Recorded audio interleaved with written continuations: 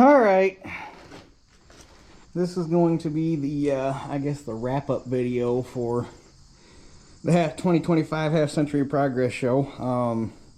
Normally I would do a teaser video at the beginning of everything, like a short little music video, but it's going to be so busy here for the next couple weeks. We're gonna get this knocked out, and I'm gonna skip that one because they never really get the same amount of views anyhow. So, but we're gonna do this one because this is all the crap I drug home, which wasn't much. I took $500 and I brought most of it back. I think the most I spent money on was food. But we got home about 6:30 last night and started breaking the camper down, or unloading the camper. And I got the garden tractor and the 1955 unloaded, and at that point we were pretty well whooped, because that show, I have never been to a show that takes as much out of you as that one. I mean, I love every minute of it, but 4 days of that and you're pretty much done. So I just got the disc unloaded this afternoon after work, and we're waiting on some linens to dry so we could finish putting the camper back together and then take that back to Shelly's mom's, and that'll pretty much be it. So before we get into this, there are some shout outs that I want to give. The first one, and the most important, because I feel because of his military service. I met him, what day did he stop? Thursday? I think Thursday. He wanted to be introduced as Stormin' Norman. He was an artilleryman in Vietnam. So he asked if I would mention his name in a video. So Norman, this is your shout out. And anybody who cares enough, because those guys did not get the welcome home that they deserved when they came home. If anybody that cares enough to thank him for his service down below, it would be much appreciated. So Norman, thanks for stopping by and talking, and I liked your tractors and your pickup. Those are some pretty nice pieces. The next one I would like to do is Justin and his dad and their friend. I can't remember your dad's name, and I apologize. I am terrible with names. Please don't fault me for it. I'm the kind of guy where I'll remember a face till the day I die, but unless I'm staring at you and say your name 20 times to associate the name with the face, I will never remember it. And so I apologize, but I do remember Justin and his 1256. He was fairly heavily featured in the Friday video. He and I were discing together. He had a really nice 1256 and 253 white disc, which is the same disc I was pulling, just newer. So he was a 16-foot, 12-foot base, 2-foot wings, just like mine. It was just a white, so it had the heavier axle in it and whatnot. But he had some roll pins break on his disc, and the rear gang started to come apart. So Friday, in between field sessions, I helped him put that back together, and then he and his dad gave Shelly and I lunch. So I appreciate that, and hope to catch you guys again in 2027. And funny thing, I think I bought dinner Friday, or I had to buy dinner Wednesday when we got down there, because we skipped. Didn't work out right to get lunch on the way down. So I got dinner down there Friday or Wednesday, and then we didn't have to buy breakfast the whole week, because some guys that I'll mention later in this video kept inviting us for breakfast. They were cooking it right there at the show, so they kept inviting us for breakfast. So we got breakfast every day. They kept wanting us to come for dinner, but I didn't feel right because we didn't contribute anything, because he told me, well, it's the guy who helped unload plow parts, which I'll mention his name here in a little bit, but he said dinner or breakfast Thursday morning. So I figured, okay, breakfast Thursday morning. Well, that turned into, hey, come back for breakfast tomorrow and tomorrow and tomorrow. And then they kept asking us to come to dinner, but we didn't contribute any food, so I felt bad just taking something for nothing. So we didn't go to dinner with them, but we did go hang out with them every night, because they're some cool guys to hang out with. We'll get to them in a little bit. So I didn't have to buy any breakfast, didn't have to buy lunch Friday because Justin and his dad gave us lunch. Didn't have to buy dinner Friday night because Jake Ziegler, anybody's around or long enough to remember him back in his YouTube days, his uncle bought us dinner Friday night. Saturday I bought lunch, and we went and so I did buy lunch and dinner Saturday, and then obviously Sunday we had breakfast with Dylan and Andrew, and then we were off the showgrounds by lunchtime. So like half the meals down there I didn't even have to buy, and we kept having people offering us food and stuff.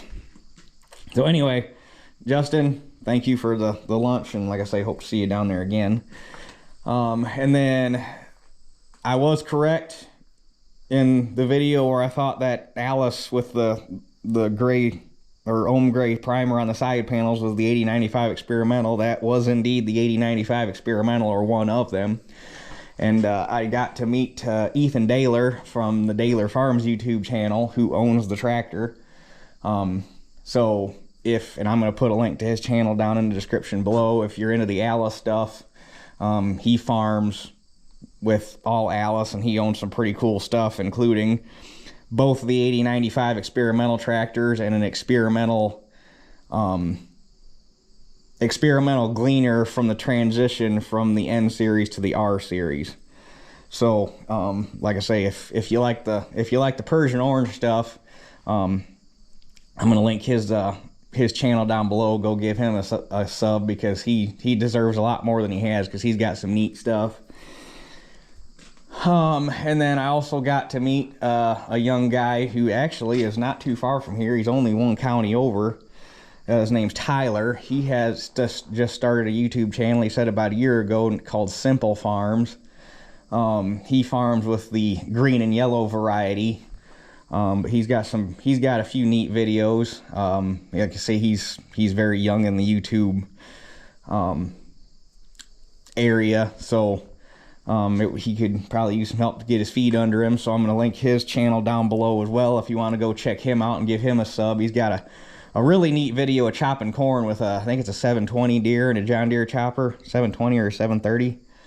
I actually saw the video a long time ago and didn't realize who he was or how close he was. But so like I say, if you want to go support him and his fairly young channel, links down below to his. Go check Tyler out and help him grow. I got to meet Tyler from Territorial Trading for a hot minute. Everybody probably knows him, so he goes without saying. He had his 1206 Wheatland down there in the 1206 display area. Got to meet got to talk to the man, the myth, the legend, Mr. Max Armstrong, which he doesn't need a shout out. He and Orion Samuelson are the voices of American agriculture and have been for years. Shelly and I were eating dinner Friday night, and he walked by with a corn dog, and I said, "Evening, Mr. Armstrong," and he turned around and walked back, and he talked to us for a few minutes, and I didn't want to take up too much of his time, but he's super nice guy to talk to. And the most distinctive voice. Like, you hear him talk and you just think U.S. Farm Report. And there were so many. I think those were the only. There was one other guy I distinctly remember, and his dad gave me something. He had a YouTube channel, and he was more of a DIY project kind of guy, and he had the name of his channel on his shirt. It was something Family Projects, and I cannot remember for the life of me what it was. So I apologize for that.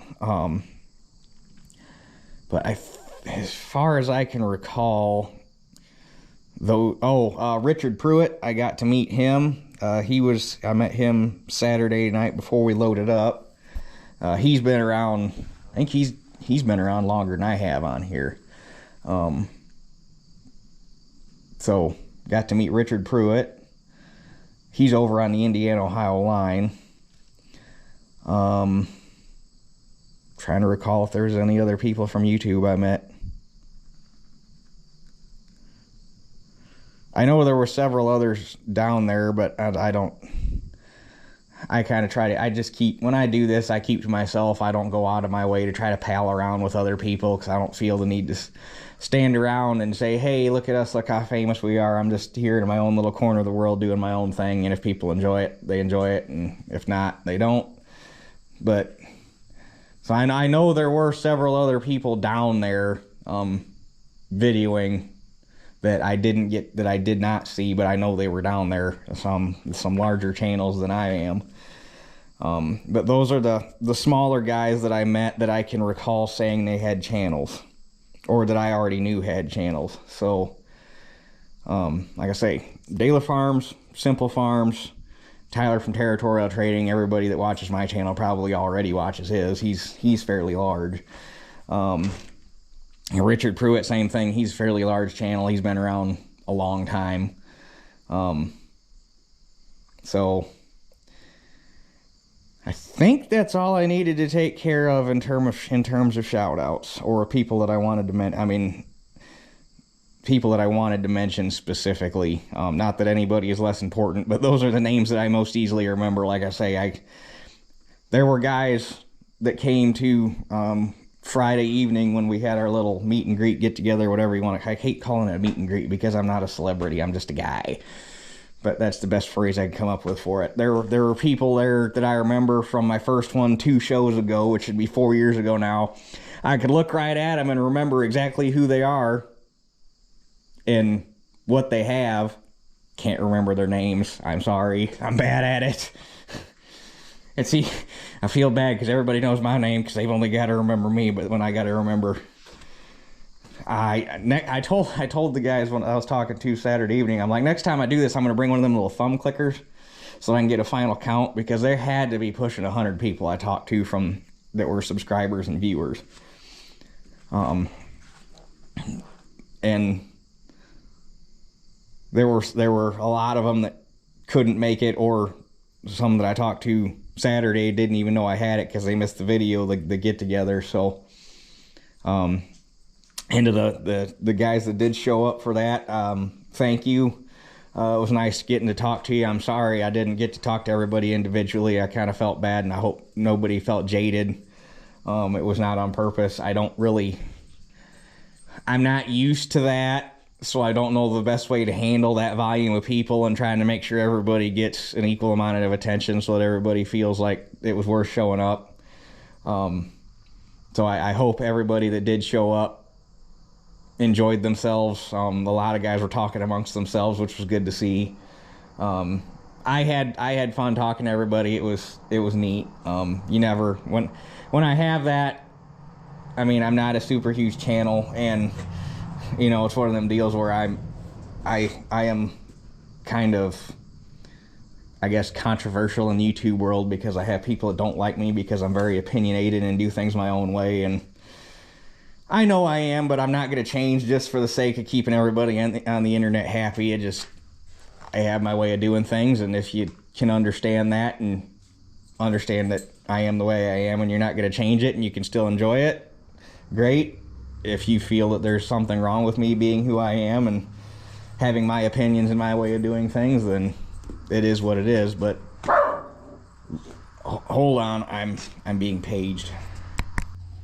So anyway, like I was saying, because my channel is the way it is and I am the way I am, when you have something like that, you never know what to expect and how many people show up. So like I say, I don't know.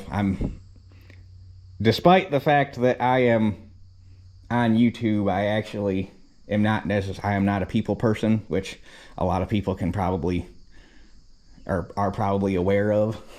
I'm not a people person. Like, I'm not a conversationalist, so to speak. So when I get that many people, it throws me a little off my kilter. I try my best, so like I say, I hope everybody enjoyed themselves. I hope everybody that showed up Friday evening thought it was worth it. To everybody that stayed for the pictures and the guys that brought their tractors over to take that picture, I really enjoyed it. It was neat. And I'm gonna get those pictures. You'll see those at the end of this video. I posted them as a community post, but those don't get the viewership that the videos do. So I'm gonna repost them at the end of this so that everybody can see. And I get the other person I should mention that I saw was Jason for Big Tractor Power, which I see him down there every year. I've known him for a long time. But everybody knows Big Tractor Power, so that goes without saying. So anyway, with that being said, I think that's got the shout-outs taken care of. The get-together went well. We mentioned what we needed to mention about that. So with that being said, the little bit of crap that I drug home is not a lot. Some of this stuff. Okay, so these plow coulters, we're gonna do this in groups of where I got it from. So these are two Oliver plow coulters, which I got to fit the traction hitch plow, that project. They are slightly different than the ones that are on that 4340 parts plow I drug home, but they are similar enough that it's not going to take anything to modify them to match the ones that are on that plow, and you'll never know the difference. The shanks are the same, everything's the same. I just gotta nip the ends off of these, drill some holes to put some bolts in, and remove the stop clamps, because these are an earlier model of this, or earlier version of this coulter assembly, and those are a later version, a simpler version. So these can be modified to turn into those, and they'll be identical, and if I didn't tell you I modified them, you'd never know the difference. So I got those, and then I got these two new old stock Oliver cast plowshares. These would be for horse plows, or possibly a very, very, very early tractor plow. But they're still a Chilled Plow logo, part number 101-10DS. But like I say, they're new old stock. I think they're matching. Yeah, 101. Oh nope, this is an 8-inch and that's a 10-inch. So they're the same style of point. Just one's for an 8-inch plow, one's for a 10-inch plow. And I got them because they still have what's left of the stickers on them, and they're all original paint. This one's nicer than this one. This one's got some surface rust going up here, but they're both still some very nice examples because of that sticker. Those would be probably no later than like 1930. They're probably pre-1930 if I had to place them. So I got those, and I traded I didn't even have to buy these. It was a horse trade type of deal. Partial trade for labor and partial trade for, I took him down a set of Ford Ferguson joiner assemblies, wraparound joiners that they wrap around the coulter yoke. Took him down those, and then I had 13 new old stock International Harvester 13 half-inch planter disc openers. They would fit like a 56, that generation of planter, and I've seen them on the early Cyclos. And there's one more thing. Where did I put it? There's one more thing I got from Dylan. I gotta go find it. Hold on. Okay, so those cast Oliver plow points, and then this was my payment for helping him unload his trailer, because he estimated somewhere in the neighborhood of 8,000 pounds of plow parts down. So Shelly and I helped him unload those Wednesday evening. But this is a cute little Oliver cast iron moldboard. I'm guessing 8-inch. Unfortunately, you cannot read the part number very well because of the casting quality. The mold must have been about wore out.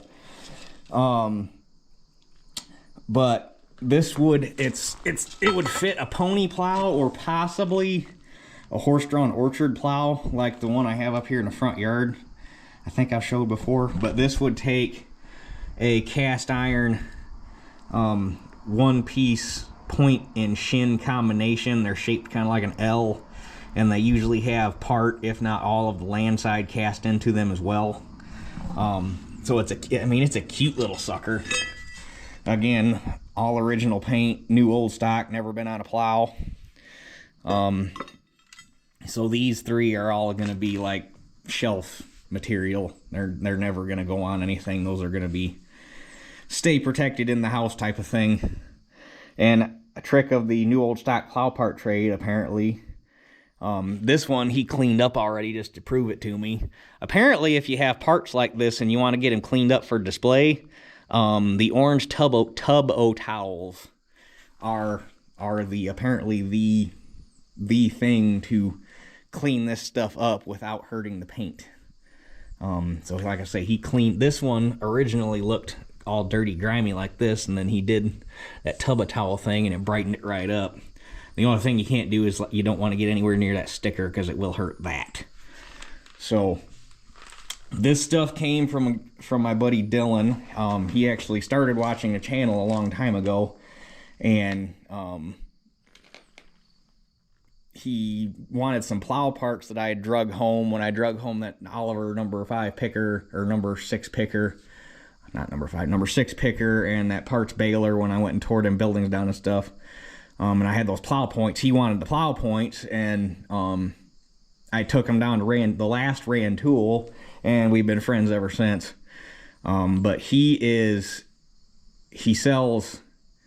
got a little bit of everything, but he specializes in international Farmall Plow Chief and older, like back into the cast iron, like horse stuff. He doesn't really go into the Super Chief or newer. He's Plow Chief and older. And he is like a walking encyclopedia on that stuff. He likes the International Little Genius and Little Wonder plows. He's got, I think he said, like 60 something parts plows. And he goes around the country and buys up new old stock, dealer stock. So he's got a crap ton of obsolete new old stock, like cast iron shares, mull boards, Super Chief or Plow Chief stuff. Just ungodly, I've seen pictures, ungodly amounts of this new old stock International Harvester plow parts. So if you are in need, and like I say, he's got a little bit of everything. He had some Alice stuff, some Ford stuff, some obviously some Oliver stuff, but he ends up with them through like trade deals and stuff. He doesn't specifically go out looking for it, so he has it. He just doesn't, he has some of it. It's not what he specializes in. He's like I say, he's mostly into the IH stuff. So if you need anything, if you are looking for any international plow parts, and more than just wear parts, he's got like clutch lift parts and springs and levers and axles and hitches, and if you need it, he's probably got it or can get it or can tell you where to get it. Like I say, he's got parts books that date back to the teens. So if you need any of that stuff, I'm gonna put his phone number down below. He said I asked him, he said he's fine with it. If you do call him about plow parts, it is a whole lot easier for him if you either A, have the part number of the part you need, because he's got a lot of that stuff cataloged. If you can call him with a part number of what you need, or if you can at least get him a picture of the specific part that you need, so that because if you just call him and say, hey, I've got an international plow that I need a point for, he's going to be like, okay, what style of bottom you got, and blah, blah, blah, blah, blah. So, because there's so many variations of these plow parts. So, like I say, if you can call him with a part number, or call or text him with a part number or a picture of what you are working on, it's going to help him a lot in making sure you get him he gets you the right parts. So, like I say, for your international Plow Chief and older stuff, get a hold of Dylan. I'm going to put his number down below. So that's Dylan. Now we're going to move on to Andrew, who I met through Dylan at the last Half Century show, and he's only 10 minutes from me, and I never knew he existed. So from Andrew, he's another parts guy. Again, he's very heavy into the IH stuff, but he's also got crap tons of everything. He's got a lot of implement stuff, plow parts. He's got some tractor parts, not specifically like engine parts and stuff, but he's got tractor parts, plow parts for almost every make you can think of. Heavy on the IH, but also heavy on just about everything.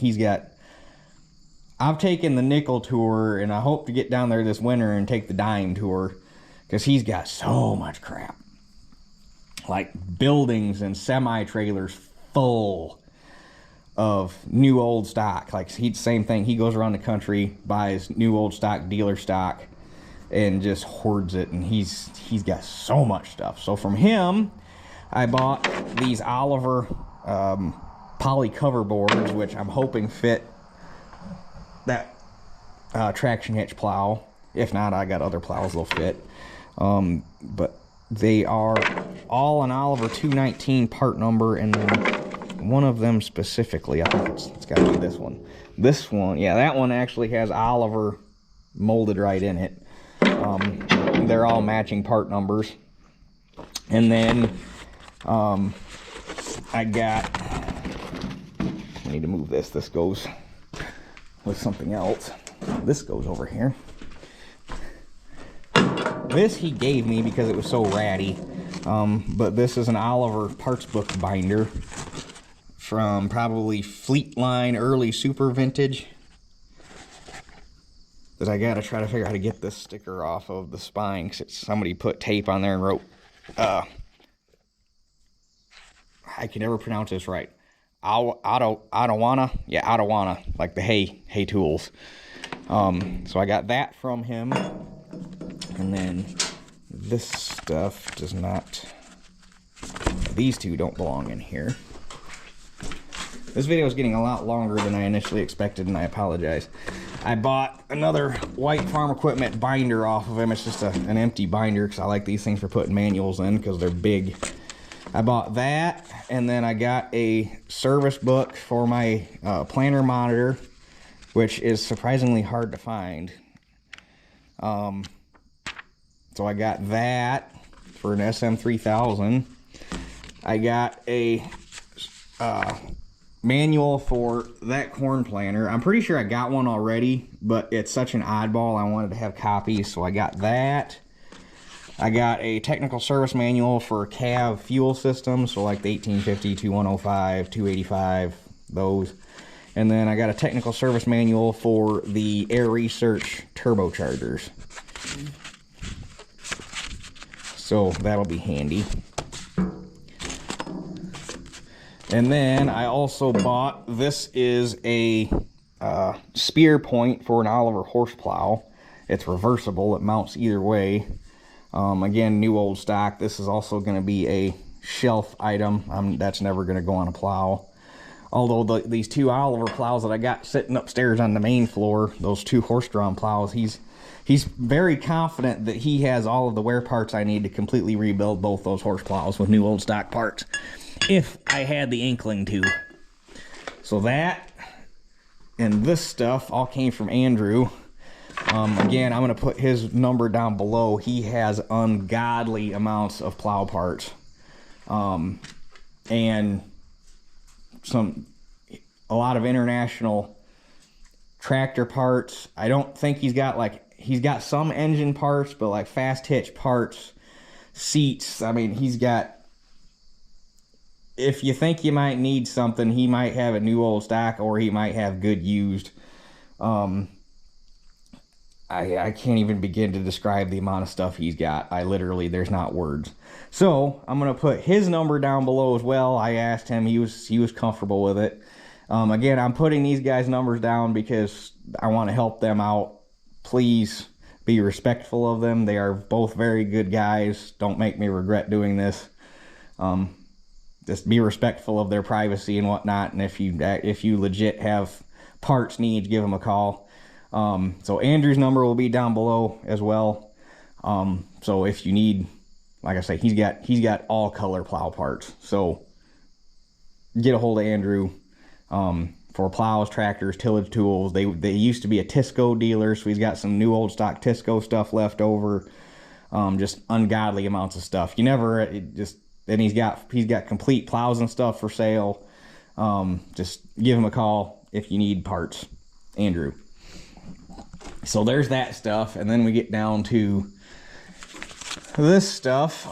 These I got from a guy down there that sells a lot of literature, memorabilia type stuff. I was hoping he was going to have an actual 4270 brochure, but he did have this 4270 3306 engine little printout here that basically that talks about the specifications and whatnot of the engine specifically.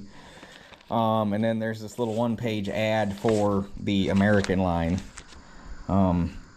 He had a full brochure for him, but that was a little more salty, so I got this. I don't have an American, so, but one of these days maybe. So I got those. And then I bought this stuff is stuff that was subscribers gave to me. So, and then I bought a little 64 scale Eleanor. I wish she had a glass pre-cleaner because I would totally put this in the pre-cleaner, but it doesn't, so I can't. So that's going to go on the shelf with all my other farm toys. Now I just need to find the 16th scale one, but I don't know if I want to spend the $400 to $500 they usually are when you find them. So there's that, and then this stuff is all stuff that subscribers gave to me. So we'll start off with this. This is a memorial sticker for a gentleman or a kid named CJ. He, I guess, was a very avid follower of the channel and really wanted to come down to Rantoul for the get-together, but I guess earlier this summer he was killed in an accident. He was driving a tractor down, obviously they were Alice. And he was driving a tractor down the road on a little 2-lane county road, and he got rear-ended by a semi going 70 miles an hour, and it cut the tractor clean in half. Parts flew everywhere, and he unfortunately did not survive the accident. So one of his friends came down and gave this to me. I have to figure out where it's going to live. It might go on a tractor. I just have to figure out which one I want to put it on. So that was neat, and like I say, unfortunately, it was unfortunate. That's 98 to 2024. He was way too young to go out like that. So this was neat. Like I say, it's gonna go on, probably gonna go on a tractor. I just have to decide which one I want to put it on for him. So there's that. Then I had another subscriber gave me this neat little wood burnout, lasered out 77 plaque. It's kind of neat. I guess his wife has a machine that does this. They can take any, he said they could take any a photo and upload it, and then the software will turn it into an image like this, and then it can laser it out. So that was neat. I appreciate it. That'll go on the wall in my office / display room that I'm getting to the point where I need a bigger room because I've got too much. I've got stuff from the last Iowa trip that I need to figure out where I'm going to put it because I haven't been able to yet. Then I had another subscriber give me this cool little, I guess he was fairly local to the Dunham, like they made the discs and packers and the Dunham tillage equipment. There's this neat little ashtray that he gave me. He's got his name and information, and I don't want to give that or put that on the YouTubes.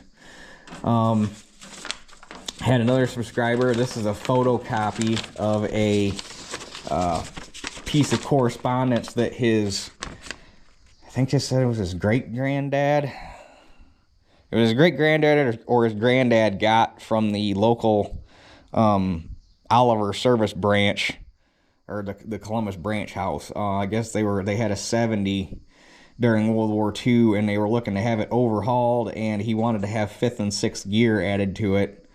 And the total cost to have 2 gears added to the tractor was going to be $16.50. And where was there was 2 prices in here that talks about how they lost 2 of their servicemen to the draft. Labor will amount to $4 or $5. Yeah, the labor to do it would amount to $4 or $5. That was the other one. That's wild. I mean, back then that was still a lot of money, but you inflate that, it was still nowhere near the service expenditures you would have today to do something like that. My God. And then I had another subscriber give me this little tin sign. I'm trying to decide if I'm going to hang this in the office or in the barn. So that was neat. I appreciate it. Nobody's got to give me anything. So I don't deserve that, but people feel the need to, so I accept it. I prefer if they do it in person, so I can thank them. I don't, people that just want to send me stuff through the mail, I don't, makes me uncomfortable. I don't like it. It's not that I don't appreciate it. I'm not famous. I don't, yeah. So anyhow, this video has gotten way longer than I planned on it being. So, but I wanted to make sure everybody got covered. I wanted to make sure all the shout-outs got taken care of. I want to get everybody's information down below so you can help them out. And like I say, the parts guys, hopefully they can help you out and you can help them out in, you know, moving some inventory. So, that should be everything that I brought home. So, but like I say, great show, awesome weather, couldn't ask for better weather. And with that being said, we have 2 years to plan for the next one. So until 2027, I guess this video officially wraps up the season of the 2025 Half Century Progress Show in Rantoul, Illinois. So after this, we will return to your normally scheduled programming. So with that being said, that's it for this one. We'll catch you guys on the next one. Just a quick little addition. It somehow ended up in the house, and I didn't see it till I went to put stuff away.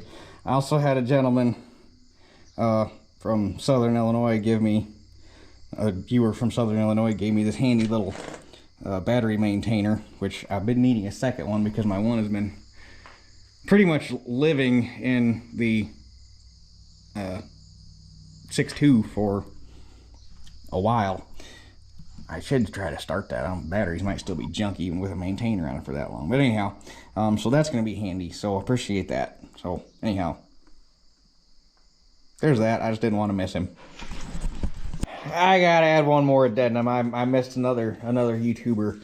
I got to meet Farmer John. He's been around. He's got to be about my age. I didn't ask. He's got to be my age, maybe just a touch older, but not by much. But he's like one of the OGs of farming on YouTube. I'm pretty sure he's been around longer than I have as far as having a channel. I'm pretty sure. But got to meet him Saturday while they were cutting beans. Got to talk to him for 10-15 minutes. So super good dude. He's from down south, so I'm gonna put a link to his channel down below too. So if you want to check him out, they run some newer stuff, mostly deer. So if you want to check him out, his link's down below too. So sorry, John, didn't mean to miss you. It's so many people and trying to keep everybody straight. So, but anyhow, hopefully I remembered everybody now. So for real this time, hopefully that's it for this one. We'll catch you guys on the next one.